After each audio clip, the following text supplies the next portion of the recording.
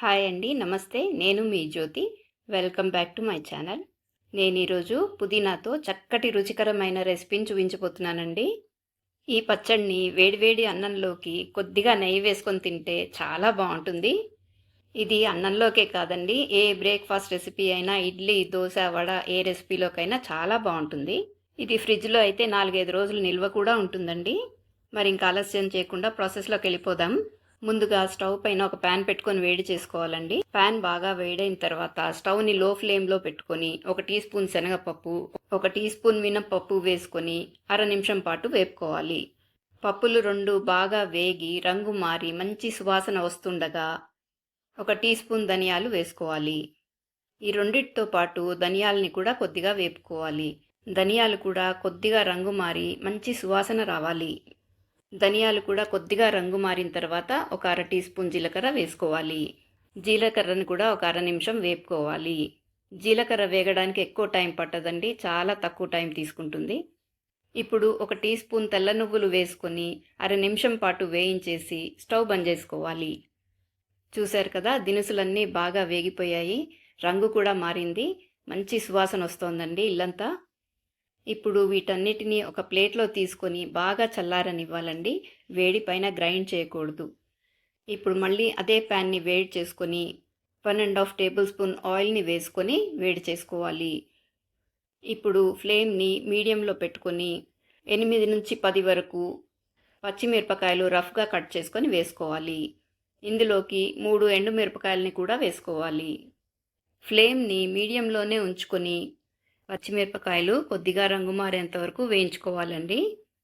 పచ్చిమిరపకాయలు, ఎండుమిరపకాయలు వేగిన తర్వాత నేను ఇక్కడ 1 కప్పు పుదీనా వేసుకున్నానండి. దాంతోపాటు 1/2 కప్పు కొత్తిమీర కూడా వేసుకున్నాను. ఫ్లేమ్ మీడియంలో పెట్టుకొని పుదీనా, కొత్తిమీర కొద్దిగా మగ్గేంత వరకు వేయించుకోవాలండి. ఇవి మగ్గిపోవడానికి ఎక్కువ టైం పట్టదండి, 1-2 మినిట్స్ పడుతుంది అంతే.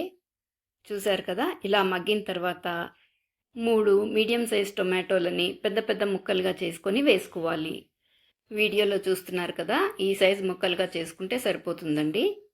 ఇప్పుడు ఈ టొమాటో ముక్కల్ని ప్యాన్లో వేసేసి ఒకసారి బాగా కలిపేసి మూత పెట్టి మీడియం ఫ్లేమ్లో 5 నుంచి 10 నిమిషాల వరకు మగ్గించుకోవాలి. మధ్య మధ్యలో 2-3 నిమిషాలకు ఒకసారి మూత తీసి కలుపుతూ ఉండాలండి, లేకపోతే అడుగంటుకుపోతుంది. నాకు ఇక్కడ టొమాటోలు మగ్గడానికి 10 నిమిషాలు పట్టిందండి. టొమాటోలు బాగా కుక్ అయిపోయినాయి. ఇలా మగ్గిన టొమాటోల్ని ప్యాన్లోనే ఉంచి బాగా చల్లారనివ్వాలండి.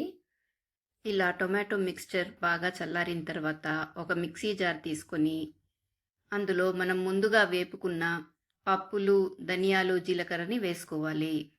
ఇప్పుడు వీటన్నిటిని మెత్తగా గ్రైండ్ చేసి తీసుకోవాలి. ఇలా గ్రైండ్ చేసుకున్న పొడిలోకి బాగా మగ్గించుకున్న టొమాటో, పుదీనా, 2 వెల్లుల్లి రెబ్బలు, ఇంకా ఇందులోకి కొంచెము చింతపండు, తగినంత ఉప్పు వేసుకొని బాగా గ్రైండ్ చేసుకోవాలి. చూశారు కదా, వీడియోలో చూపించిన విధంగా మెత్తగా గ్రైండ్ చేసుకోవాలి. ఇలా మెత్తగా గ్రైండ్ చేసుకున్న చట్నీని సర్వింగ్ బౌల్లోకి తీసి పెట్టుకోవాలి. ఇందులోకి నేను తాలింపు వేసుకుంటున్నాను. పోపు వేసుకోవడం అనేది ఆప్షనల్ అండి, మీకు ఇష్టమైతే వేసుకోండి, లేకపోయినా చాలా టేస్టీగా ఉంటుంది ఈ చట్నీ. ఒక ప్యాన్లోకి నేను 1 టేబుల్ స్పూన్ ఆయిల్ వేసుకున్నానండి. నేను ఇక్కడ పోపులోకి ఆవాలు, జీలకర్ర, మినప్పప్పు, ఎండుమిర్చి, కరివేపాకు ఇవన్నీ వేసుకొని పోపు పెట్టుకున్నానండి. మీకు ఇష్టమైతే ఇంగువ కూడా వేసుకోండి, చాలా బాగుంటుంది. మీకు కనుక నా వీడియో నచ్చినట్టయితే ఒక లైక్ ఇవ్వండి, షేర్ చేయండి, సబ్స్క్రైబ్ కూడా చేసుకోండి. అలాగే మీరు ట్రై చేసి మీ ఫీడ్బ్యాక్ని కామెంట్ సెక్షన్లో ఇవ్వండి. ఇప్పుడు గుమగుమలాడే ఈ పోపునంతా పుదీనా టొమాటో చట్నీ పైన వేసేసుకుంటే మన చట్నీ రెడీ అయిపోయినట్టేనండి. చాలా సింపుల్ కదా. ఈ చట్నీ చేసుకోవడానికి ఎంతో టైం పట్టదండి, చాలా తక్కువ టైంలోనే అయిపోతుంది. ఒక ప్లేట్లో వేడివేడి అన్నం వేసుకొని ఈ చట్నీ వేసుకొని కరిగించిన నెయ్యి వేసుకొని కలుపుకొని తింటే ఉంటుందండి. అబ్బా, చాలా రుచిగా ఉంటుందండి. మీరు కూడా ఒకసారి ట్రై చేసి చూడండి, మీకే తెలుస్తుంది. మరొక మంచి వీడియోతో మళ్ళీ కలుద్దాం. Thank you for watching.